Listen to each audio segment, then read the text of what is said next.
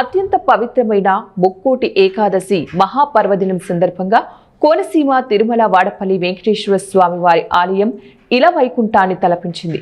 గౌతమి గోదావరి గలగలలు ఒకవైపు, వేలాది భక్తుల గోవింద నామస్మరణ మరోవైపు. ఉభయ తెలుగు రాష్ట్రాల నుంచి తరలివచ్చిన భక్తజనంతో వాడపల్లి మాడవీధులన్నీ కూడా కిటకిటలాడాయి. గోవింద గోవింద అంటూ ఎర్రచందనమూర్తిని భక్తులు దర్శించుకుని పులకితులయ్యారు. అమలాపురం పార్లమెంటు సభ్యులు Ganti Harish Mathur, Kothapeta MLA Bandaru Satyanandarao, Kothapeta Janasena party incharge Bandaru Srinivasarao, రాష్ట్ర BC finance corporation chairman Reddy Ananthakumari Subrahmanyam దంపతులు, జాయింట్ కలెక్టర్ నిశాంతి, పలువురు ప్రముఖులు స్వామివారిని ఉత్తర ద్వారం ద్వారా దర్శనం చేసుకున్నారు. భక్తులకు ఏ విధమైన ఇబ్బందులు తలెత్తకుండా ఆలయ chairman Mudunuri Venkataraju, deputy commissioner Nallam Suryachakradhararao తగిన చర్యలు తీసుకున్నారు. ఆలయానికి వివిధ సేవల ద్వారా 17,71,782 రూపాయలు ఆదాయం లభించింది.